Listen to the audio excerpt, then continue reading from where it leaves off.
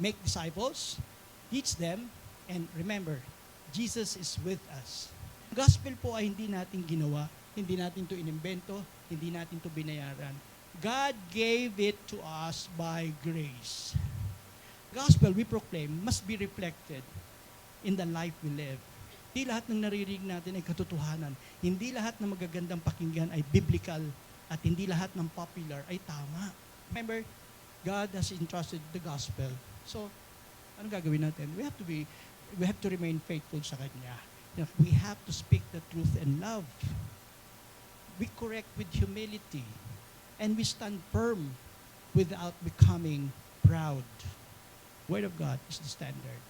We are guarding what God has entrusted to us. Gospel po, ang balita, ang magandang balita, ay napaka-sacred, napaka-banal, na hindi pwedeng compromise.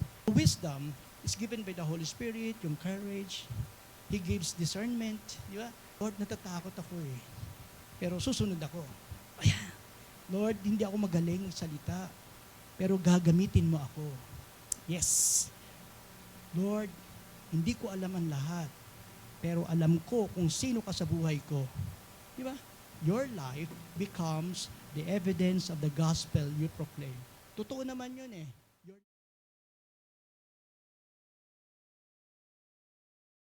Magandang umaga po. I know that you are part of this program. Hindi lang po kayo nandyan. I want you to be with us in the presence of God. So today is the last Sunday, at na-mention ito ni Ate Tay, today is the last Sunday of the month of July.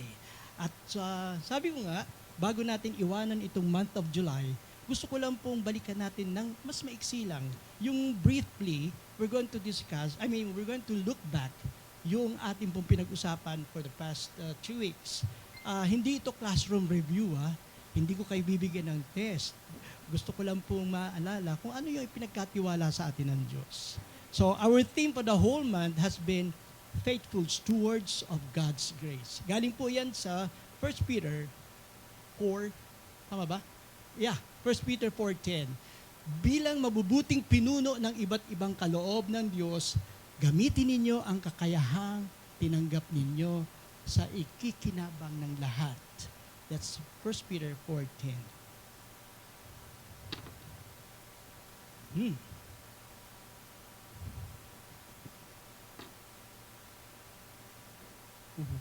Wait. Ang technology ay minsan hindi naging cooperative. But, yeah. Wait lang. Again, bawat isa sa atin ay binigyan ng kaloob. These are the gifts that God has given everyone. Hindi ito para sa ating sariling kapakinabangan, kundi para gamitin sa paglilingkod sa iba. Now, can you please have okay, we're going to have a July series recap. So, yung first Sunday po, we talk about stewardship by time, by redeeming the time. Si Pastor Arnold po ay pinag-usapan natin ito tungkol doon sa sa oras. And then on the second Sunday, we talk about stewardship of treasures and finances by honoring God with our resources. Gusto kong balikan to eh. Maganda to eh. And then the last Sunday, we talk about stewardship of talents and abilities by using what God has given. Diba? If you still remember, pinag-usapan natin ito lahat. Pero gusto kong pag-usapan natin ito mas malalim pa. We already talked about the 3 T's. Time, treasures, and talents. Now this time, we're going to talk about the 4th T's. Yun po yung, okay, the stewardship of the gospel and witness. Ito po yung ating topic ngayon. And then the main topic is guardians of the truth. This is the 4th T. Kunyari, wait lang. Nawala ako. Nawala ako. Sandali lang po. Okay. Anong gagawin mo pag ganito mga situations na uncompromising? So, what you're going to do now is, kakanta po ako. Sandali lang. Hindi, joke lang po. Last when was that, Pastor? We had our necrological service doon po sa kapitbahay. Um, while we were having our necrological service, meron po dyan nagsusugal. Meron po silang nagsasakla, nagtutong its. And everybody were busy. Good, it rained. Hindi sila, yung iba hindi nakapunta doon. Pero, si Pastor, what he was inviting, he was talking about salvation. Kasi yun naman talaga ang purpose. Whenever na may mga ganyan mga necrological service, ito yung perfect time para we can invite people to get known about death, about the second life. Okay, praise God. Yeah, okay. Again, yung theme natin for the whole month has been stewards, faithful stewards of God's grace. By the way, ano ba ibig sabihin ng steward? For the past 3 weeks, pinag-explain niya ni Pastor Leonard and Pastor Arnold about stewards. Ang ibig sabihin po na hindi tayo owner, hindi tayo may-ari. We are entrusted. Okay? Tayo ay pinagkatiwalaan. At nitong mga nakaraang linggo, yun nga, nakita natin yun kung paano diniscuss niyan. Yung mga talents na yon, yung treasure and the time. At ngayon, sa ating fourth and final Sunday, pag-uusapan natin ng isang bagay na napakahalaga. Of course, hindi lang time, hindi lang treasure, hindi lang talent, kundi yung truth, which is the fourth, I mentioned, the fourth T, yung gospel. At ang title natin ngayong umaga is, again, the stewardship of the gospel and witness. Pero before that, siguro kailangan ko manalangin muna. Can you please join me in prayer? Kinakabahan ako. Pero, sige, tayo po'y manalangin at ito pong panalangin ito ay ariin yung inyo rin.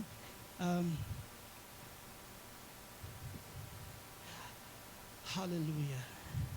Ama naming nasa langit, salamat po sa napakagandang umaga ngayon. Hindi siya mainit, hindi siya maulan, pero salamat Panginoon because you are the controlling God. Salamat dahil muli mo kang tinipon bilang isang pamilya ng pananampalataya. Salamat sa iyong pag-ibig, sa iyong biyaya, at higit sa lahat, salamat Panginoon sa kaligtasan aming tinanggap sa pamamagitan ng aming Panginoong Heso Kristo. Lord, ngayong umaga, hindi lamang nais namin marinig ang sermon, we want to hear your voice. Hindi lamang nais namin malaman ang information, nais naming mabago ang aming puso. Kung may kailangan mong itama sa amin, itama mo kami, Panginoon. Convict everyone, Panginoon. Kung merong kailangan mong ipaalala mo, Diyos. Kung merong kailangan ipagawa mo, bigyan mo kami, Panginoon, ng courage to obey you. Kung may mga taong kailangan naming abutin ng gospel, show us who that person is. Banal na Espiritu, manguna ka sa amin sa oras na ito. Bigyan mo ako, Panginoon, ng karunungan as I speak. Give me clarity and give me the courage. At higit sa lahat, Panginoon, gamitin mo ang iyong salita upang tumagos sa aming mga puso. Hindi ang speaker, Panginoon, ang aming marinig. Let Jesus be seen. Let Jesus be heard. And let Jesus be glorified. Ito po ang aming panalangin sa pangalan ni Jesus. Amen. Amen. Now we're going to scripture reading. Ayan. That's Matthew 28. Ito pa ang pinaka-verse natin. Matthew 28. Okay, I know you don't have the Bibles with you, but sige na, basahin nyo na lang ito. Read after me. Kaya't humayo kayo, gawin ninyong alagad ko ang mga tao sa lahat ng mga bansa. Bautismohan ninyo sila sa pangalan ng Ama at ng Anak at ng Espiritu Santo. Turuan nyo silang sumunod sa lahat ng inuutos ko sa inyo. Tandaan ninyo, ako'y laging kasama ninyo hanggang sa katapusan ng mundo. That's Matthew 28, the famous verse yan. Napakaganda. At iyan po ang heartbeat ng ating message ngayong umaga. Go, make disciples, teach them, and remember, Jesus is with us.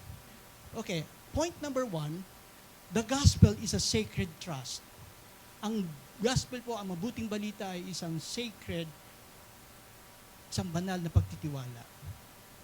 Mga kapatid, ang unang bagay na kailangan munang na maintindihan ngayon ay ang gospel po ay hindi ito. This is not something we own. Time, yes, it was given to us free. The talent, you've given. And then the treasure, it was given to us. But this time, yung gospel po is sacred. Ito po ay in-entrust sa atin na hindi lang po pwede natin sarilinin. This is to be shared. Okay. It is something God entrusted to us. Isipin niyo ang isang taong pinagkatiwalaan ninyo ng isang napakahalagang bagay. For sure, meron kayong mga taong pinagkatiwalaan ninyo. It could be pera, it could be mga dokumentong mga importante, pero hindi siya yung may-ari. Dahil hindi siya may-ari. Tayo may-ari, no? Pinagkatiwala lang natin sa kanila. May responsibility siyang ingatan ito. Hindi siya pwedeng sabihin, sa akin na ito. Hindi pwede yun. He is only a steward. Okay? Ganon din tayo. Ang gospel po ay hindi natin ginawa, hindi natin to inimbento, hindi natin to binayaran. God gave it to us by grace. At kung gayon, hindi natin to dapat itago, hindi natin to dapat baliwalain, at hindi natin lalo itong sabihin, sa akin na lang to. Merong isang tao na pinagkatiwalaan siya, and then, kung sabi nga kung makakakita ako ng isang gamot na ito yung magiging cause para ang lahat ng libo-libo mga tao ay mamamatay, if this is the cure, then what would I do? Ang gagawin ko, itatago ko ba ito? Of course, hindi. I'm going to share it with people na mayroong mga sakit na mga ganun. Cancer, or whatever it is. We're going to share it. Kasi yun makakatulong sa iyo. Okay. Grace received must become grace shared. Ito po yung ating tinanggap mula sa Panginoon at dapat lamang itong ibahagi. Okay? So mga kapatid, napakalaking privilege po na tayo ay pinagkatiwalaan ng Diyos ng gospel. Now think about this. Billions of people in the world, and you were blessed. Tayo. God allowed you to hear the gospel.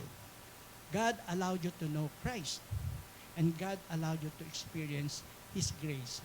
Napakapalad natin kasi tama yon. Ang dami-daming tao sa buong mundo and yet they don't know Jesus. Hindi nila naranasan ang ating naranasan. Hindi nila nakilala si Jesus. But we, praise God, dahil tayo binayaan ng Diyos. So what are we going to do? We're going to keep it? No, we have to share it.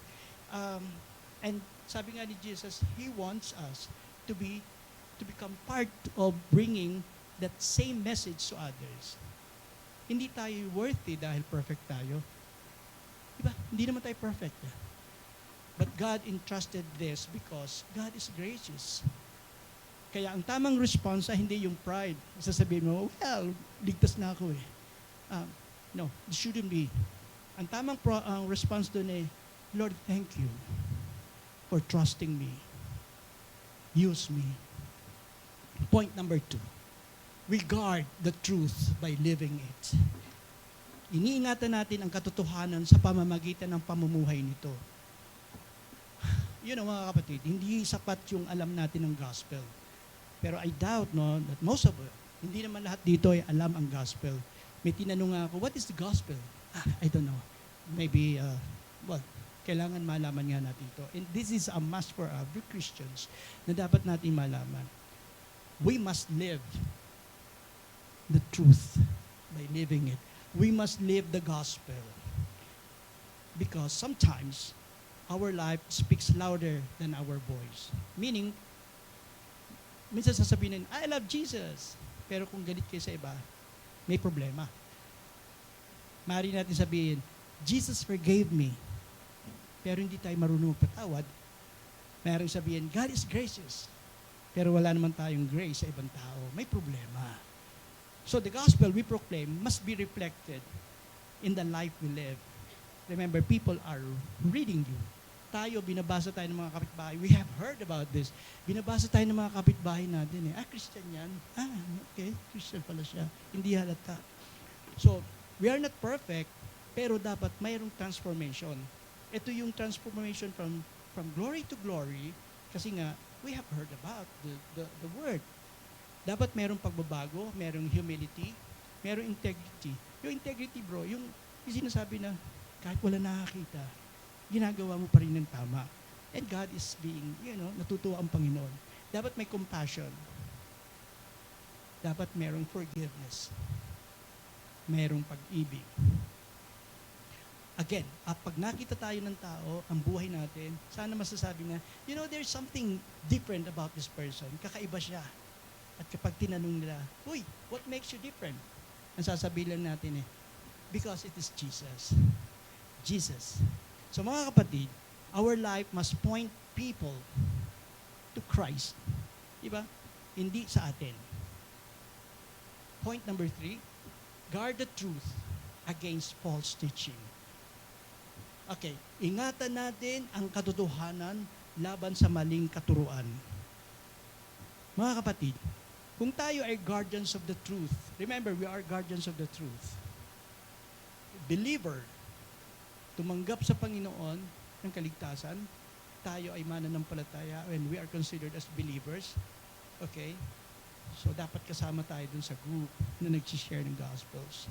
Kung tayo po ay guardians of the truth, hindi lamang tayo tinawag para mahagi ang truth. So, ibig sabihin, hindi lang tayo nag-share ng Gospel, tinatawag din tayo upang ingatan ito. Because not everything we hear is truth. Hindi lahat ng naririnig natin ay katotohanan.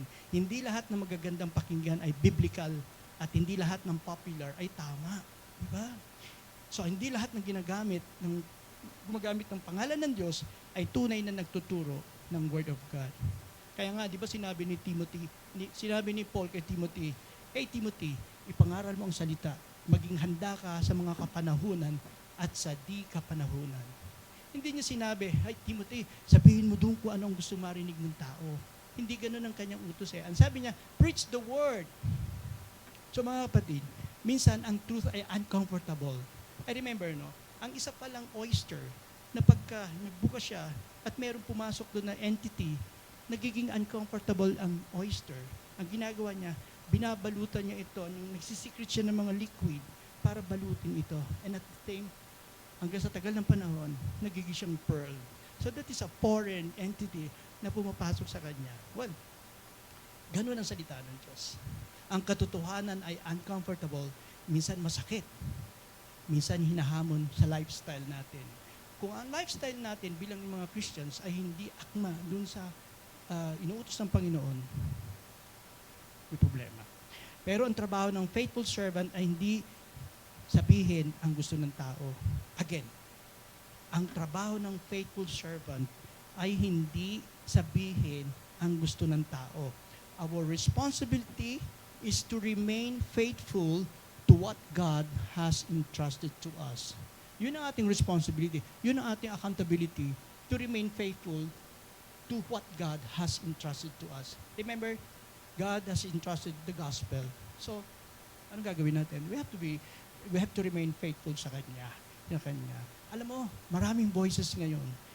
Social media, YouTube, podcasts, mga influencers, mga opinions, at maraming nagtuturo, maraming nagsasalita. Kaya kung hindi tayo grounded sa salita ng Diyos, madali tayong maliligaw.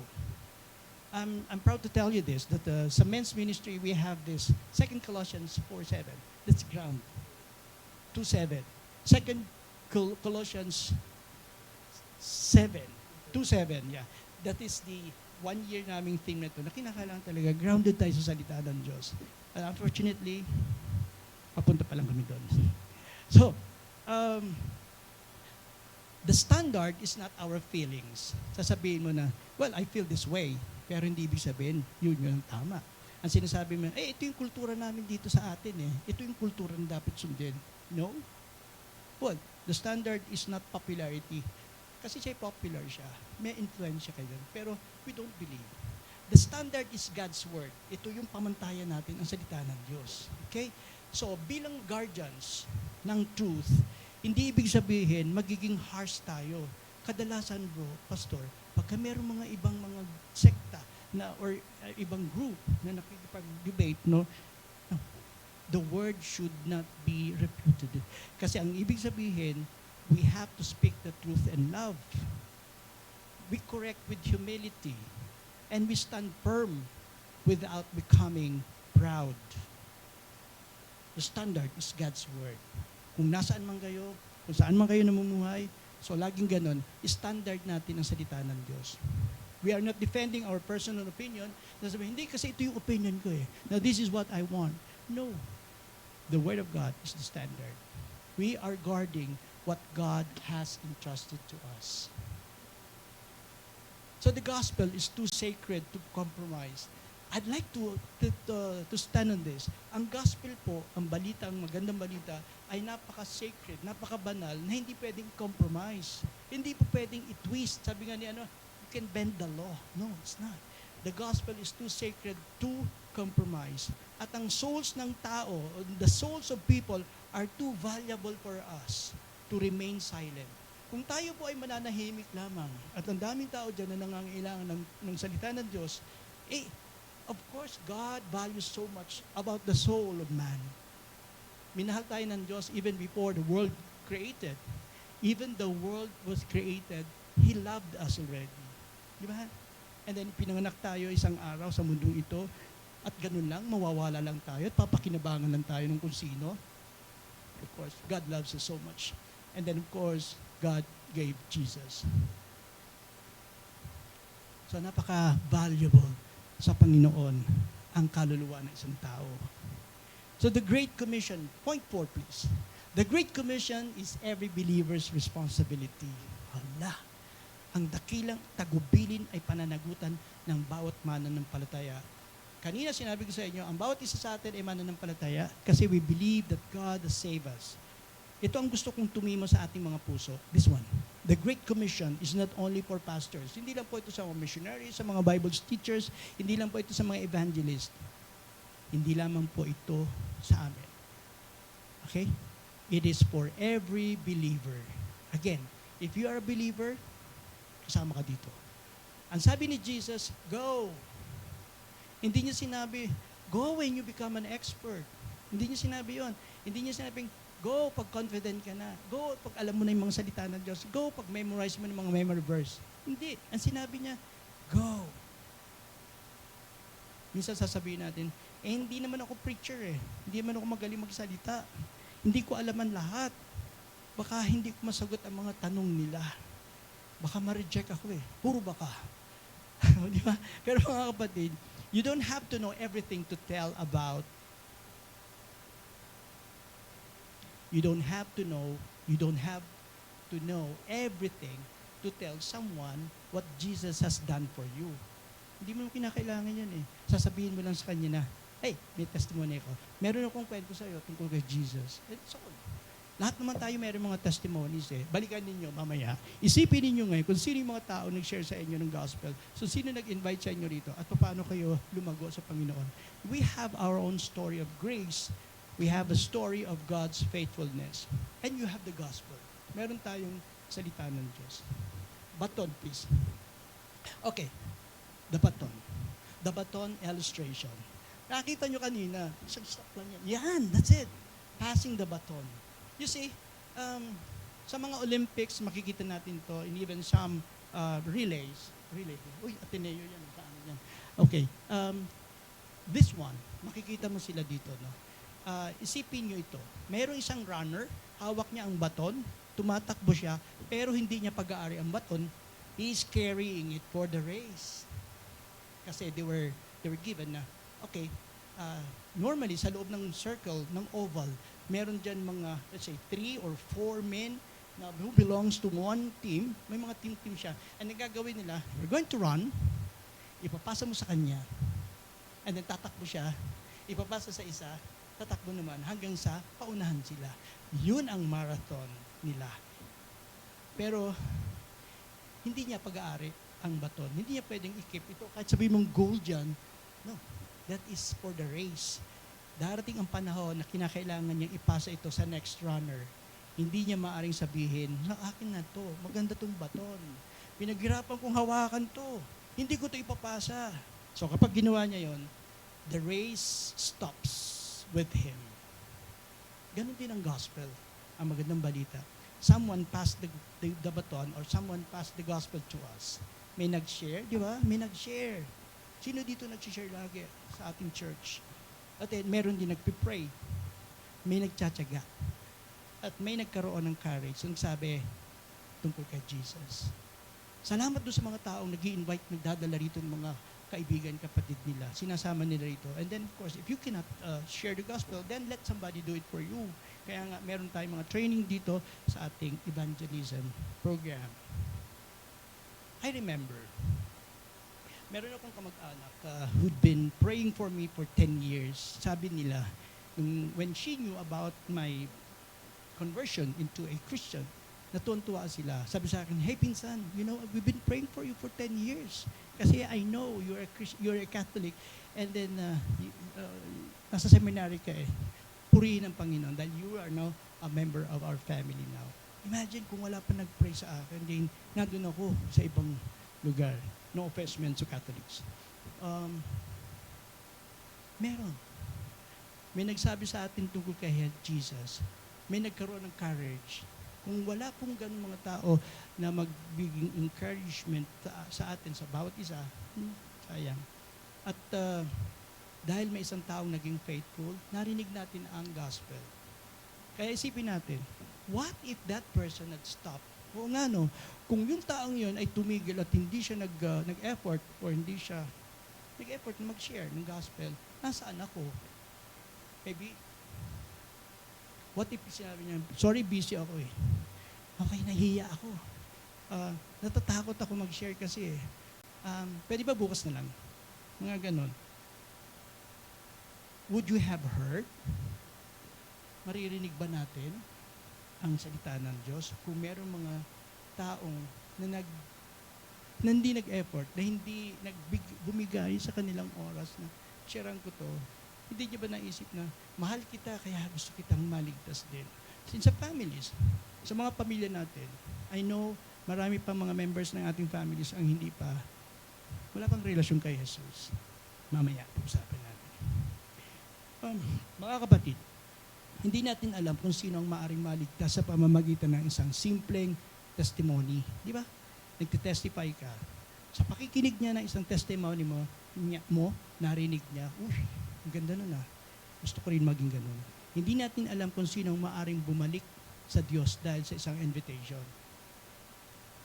Hindi natin alam kung sino ang maaring magkaroon ng hope dahil sa isang conversation. Totoo yun. Maraming mga tao ngayon ang walang pag-asa. They feel hopeless.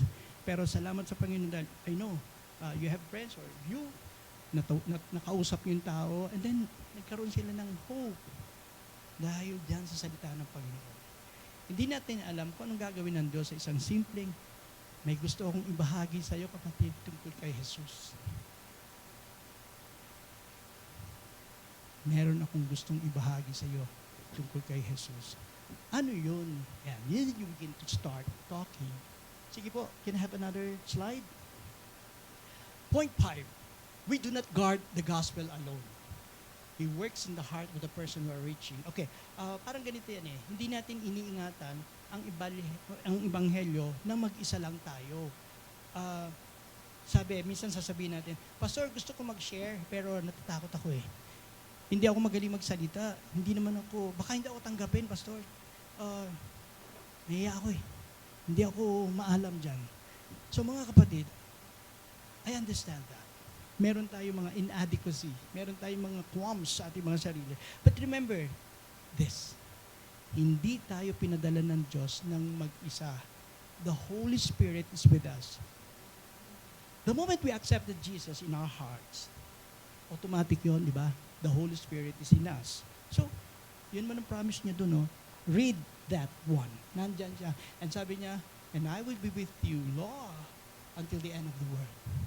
So, bakit ka mahihiya? Ba't ka matatakot? Kung naniniwala ka sa Diyos, ganun, well, dapat hindi. The change of mind.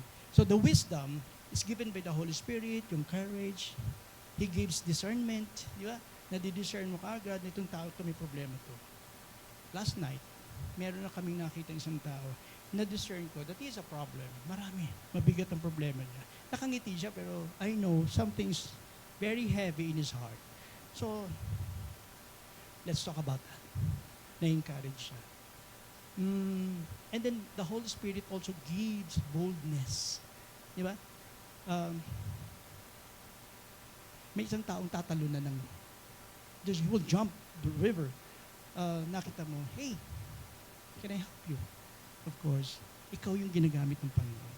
And God works in the heart of the person we are reaching. Yan ha. Ang Diyos ang kumikilos sa puso ng ating lalapitan. Hindi natin trabaho magligtas. Hindi. Jesus is the Savior. Hindi natin trabaho ang baguhin ang puso ng taong ito. Nakaka-discourage kasi tagal-tagal na itong born again Christian na ito, hindi pa rin nagbabago. No, it's not our work. It's the Holy Spirit. Hayaan natin pagkatiwala sa Diyos. The Holy Spirit does that. Ang trabaho natin ay maging faithful witness lang. Magsalita, mag-imbita, magbahagi, and then mag-testify. At pagkatapos, trust God with the results. Trust God with the result. Jesus is the Savior. Trust God with the result. Okay? Kaya huwag nating hintayin na mawala muna lahat ng takot. Hindi po mawawala ang takot. Laging may takot. Laging kaakibat ng takot. So if you're going to let that time na mawala ang takot, sorry, hindi po mangyayari yan. Minsan, ang courage ay hindi kawalan ng fear. Minsan, ang courage ay hindi kawalan ng takot. Yung courage po, yung lakas ng loob, ay andyan yan eh. Pero yung fear, andyan din. So we have to be courageous. Courage is saying, Lord, natatakot ako eh. Pero susunod ako. Ayan. Lord, hindi ako magaling magsalita. Pero gagamitin mo ako. Yes. Lord, hindi ko alam ang lahat. Pero alam ko kung sino ka sa buhay ko. Di ba? At baka sapat na yan para magsimula ang isang conversation. I remember, every time uuwi ako ng province, sasakay ako ng barko. And that is a 3-hour trip. Hindi pa pwede na wala akong makausap. Kailangan maghanap ako ng taong kakausapin ko. Tatabihan ko siya. Sasabihin ko sa kanya, bro, ang lalim ng dagat. Pagka tayo kayo lumubog, marunong kang lumangoy, maraming pating dyan. Ikaw, pag namatay ba, are you ready? That is a short conversation lang. Nakakatuwa, pero it starts the ball rolling. Nag-uusap na kami doon. Sapat na yung para magsimula. You know, ano lang talaga yan. Hindi mo sinasabi na lahat tayo gifted on evangelism. Some are not, some are yes. Pero maganda to. Maganda tong ganitong paraan na nakapag-share kayo ng gospel. Last Sunday, may bisita tayo. And then I talked to Angge. Sabi ko, Angge, would you like to share? Angel? Kasi Angel ba yung bisita ninyo eh. Sabi niya, hindi ako ready, hindi ako marunong eh. Okay? Sabi ko sa kanya, sige, next time. Sabi, gusto ko mag-share. Sabi ko, okay. Next time, attend ka sa amin pag meron tayo mga seminars about evangelism. Sige po, kasi gusto ko rin talaga. So, yan. And nagbo-volunteer siya. Next slide, please. The greatest witness is a Christ-centered life. Ang pinakamakapangyarihang patotoo ay buhay na nakatuon kay Kristo. Mga kapatid, ang greatest witness is not merely what we say. Ang ibig sabihin, ang pinakamalaking witnessing ay hindi po yung sinasabi natin. It is who we are becoming in Christ. It is He. It is who we are becoming in Christ. Maaring nakalimutan ng tao ang sermon, paglabas natin dito. Maaring nakalimutan ang verse, dahil hindi naman tayo nagme-memory verse. Pero kung maari, hindi niya makalimutan kung paano siya minahal ng Diyos. Hindi niya makakalimutan kung paano ka nananatiling faithful sa panahon ng pagsubok. Kasi, your life becomes the evidence of the gospel you proclaim. Totoo naman yun eh. Your life becomes the evidence of the gospel you proclaim. Maring lumipat tayo ng lugar, maring luman tayo, tumatanda tayo, marami tayo nagiging, there's a lot of changes in our lives. Pero of course, hindi natin makakalimutan kung paano kumilos ang Panginoon sa atin, kung paano natin siya naranasan. Okay? Kung sinasabi natin, Jesus changed me, dapat may makita silang pagbabago. Okay? Sabi, Jesus forgave me. Dapat marunong din tayo magpatawad. Kung sinasabi natin, Jesus loved me, dapat marunong din tayo magmahal. Our life must point people to Jesus. Diba? Yun eh. The greatest witness is a Christ-centered life.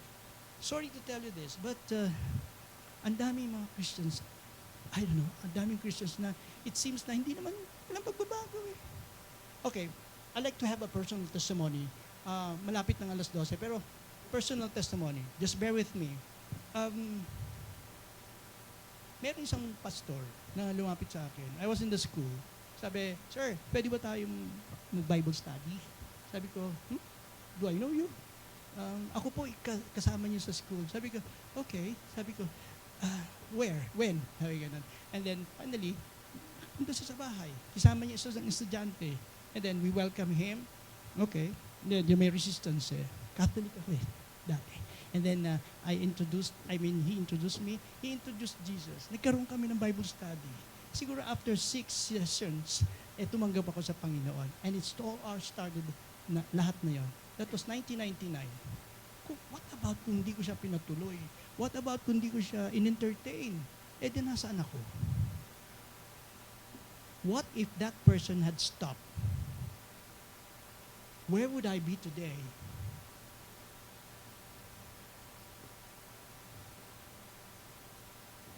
Wala akong panahon sasabihin sa kanya. Sorry, busy ako eh. Baka hindi siya makinig. Nahihiya ako. I'll do it tomorrow. I'm sorry pero sa loob ng Arte Gonzales, we had been praying this. Si Pastor lagi nagpipray siya na, "Lord, ipuin mo yung mga kapitbahay namin," ganyan. Tapos ako, hindi naman ako gumagawa nun. Nakikipagtsikahan. Hi, ganun lang. Pero yung sasabihin mo na, "I will give my time with you, sit with you, then have a coffee," hindi. So, someone shared the gospel with me. And now, I have the responsibility to share it with someone else. Huwag tayong just complacent. Next, please. The final challenge. The baton is now in your hands. Pwede mo bang hawakan natin mga baton? Can you please hold on your baton and then erase nyo nga? Sige lang, kunyari lang, imaginary. Yes. Di your baton. Ito yung baton na gusto nating ipasa sa iba. This is a challenge, no? Pakibaba na po ang mga baton. Okay, thank you. So, ngayong buwan, pinag-usapan natin ang time, treasure, talent, and truth. So, lahat na ito ay pinagkatiwala ng Diyos. Di ba? Sabi ko nga, we are all stewards. At ang faithful steward ay hindi nagtatanong, magkano kikitain ko dito? Anong pagkakitaan? Wala naman, di ba? Ang tanong how faithfully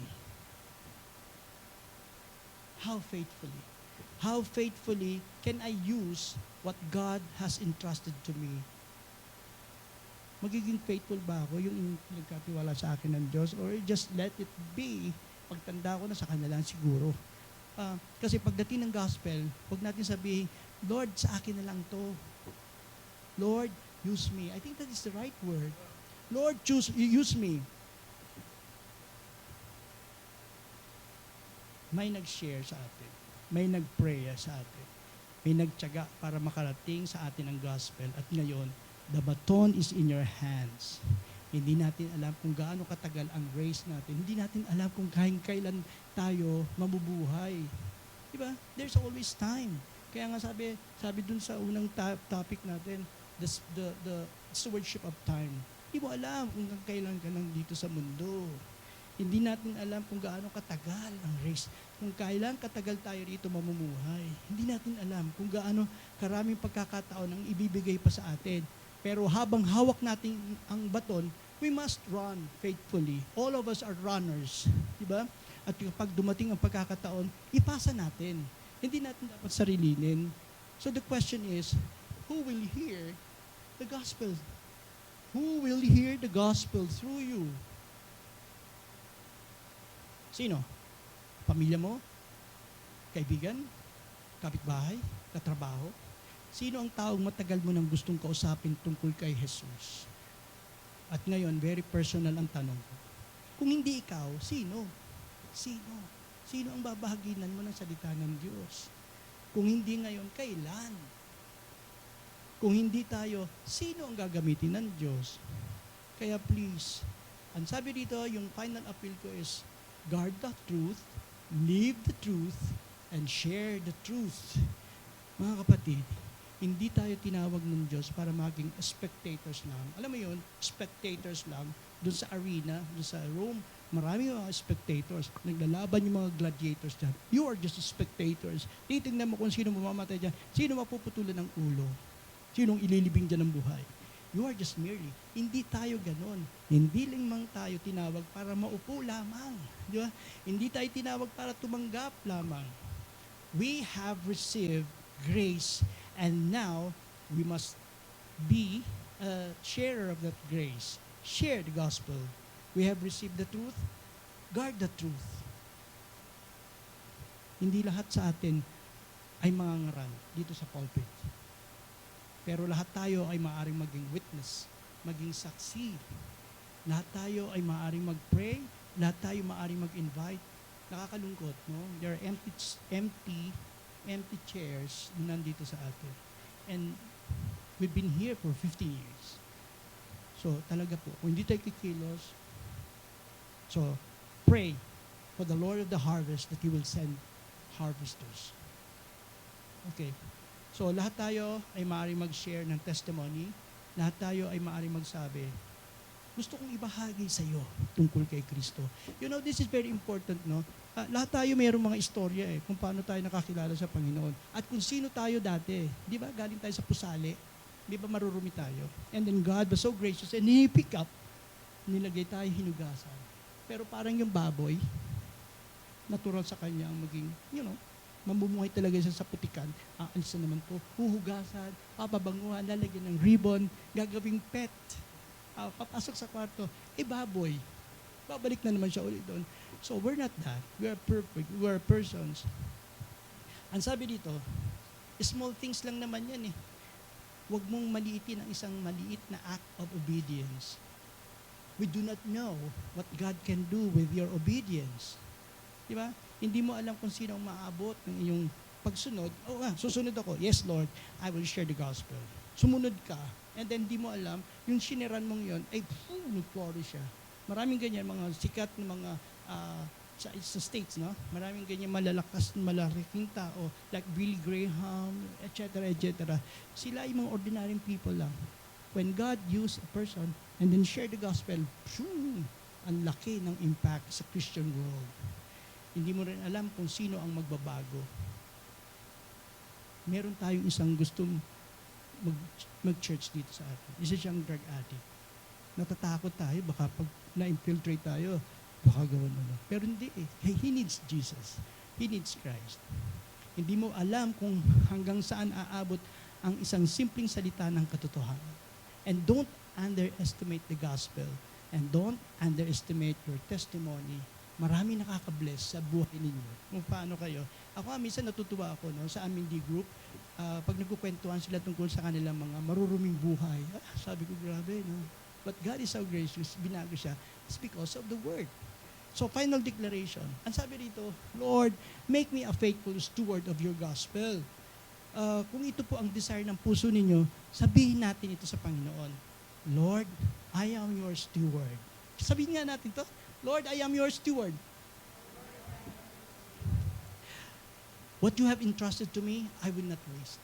Kung ano pinagkatiwala niyo sa akin, hindi ko ito sasayangin. The time you have given me, I will use it for your glory. Diba?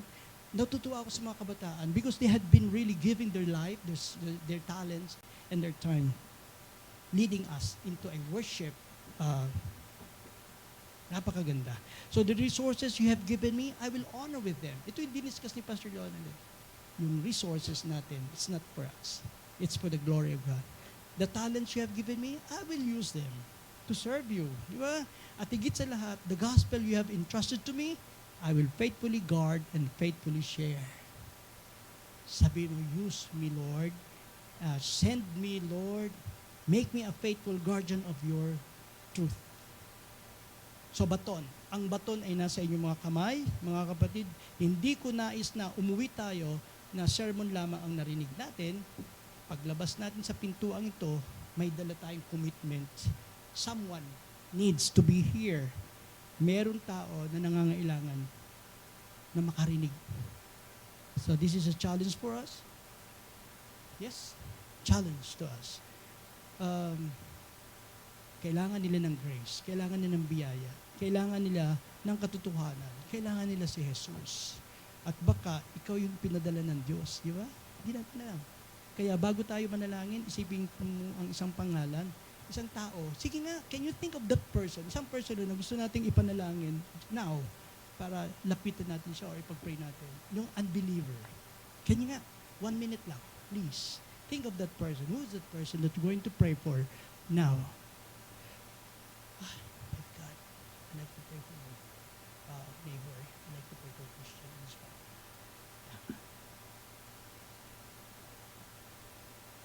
Okay. At tanungin natin ang sarili mo. Lord, kanino mo ako gusto magbahagi? Yun yun. Sino yung gusto mong abutan ko ng baton? And I'm willing to be your faithful servant or steward. Kung ang sagot ng puso mo ay, yes, Lord, then let us say, praise God. God will surely listen to your prayers. So tayo po'y manalangin. It's 12:10 already. Tayo po'y manalangin. Samahan niyo po ako. Salamat sa Panginoon. Ama namin sa langit, salamat po sa iyong biyaya. Salamat sa kaligtasan. Salamat po, Panginoon, sa gospel na narinig namin. Salamat doon sa isang taong nag-share sa amin ng truth ng gospel, Panginoon. Dahil po sa Kanya, na hindi po siya, Panginoon, nagpatinag ng katamaran, ng karuwagan, siya po ay nagbahagi sa amin, Panginoon, ng iyong salita. Salamat po, Panginoon, dahil sinugo mo ang iyong anak na si Jesus upang mamatay para sa aming mga kasalanan at magbigay sa amin ng buhay na walang hanggan. Panginoon, patawarin mo kami kung minsan ay tinanggap namin ang iyong biyaya, ngunit nakalimutan namin ibahagi ito. Sinarili namin ito, Panginoon. Patawarin mo kami kung naging abala kami, Panginoon, sa maraming bagay, ngunit nakalimutan namin ang mga taong nangangailangan kay Kristo. Patawarin mo kami kung mas natakot kami sa sasabihin ng tao kaysa sa pagsunod sa iyong utos. Break our hearts for what breaks yours, Panginoon. Bigyan mo kami ng pusong may malasakit sa mga nawawala.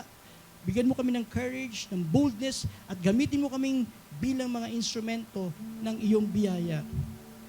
Panginoon, kung may mga taong kailangan naming lapitan, give us, Lord, the courage to reach out. Kung may mga taong kailangan makinig, give us, Lord, the courage to speak. Kung may mga taong kailangan patawarin, give us, Lord, the courage to forgive. Kung may mga taong kailangan maimbitahan, give us the courage to invite. Panginoon, hawak namin ang mga baton. May nag-abot nito sa amin at ayaw naming matapos sa amin ang race. Help us, Lord, to pass it on. We will guard the truth. We will live the truth. We will share the truth. And we will point people to Jesus. Panginoon, gawin mo kaming faithful stewards of your grace. Gawin mo kaming guardians of the truth. At kapag dumating ang araw na haharap kami sa iyo, maririnig namin sa iyo, well done, good and faithful servant. Hindi kami ang tagapagligtas, ikaw lamang, Panginoong Jesus. Hindi kami ang gumagawa ng pagbabago sa puso.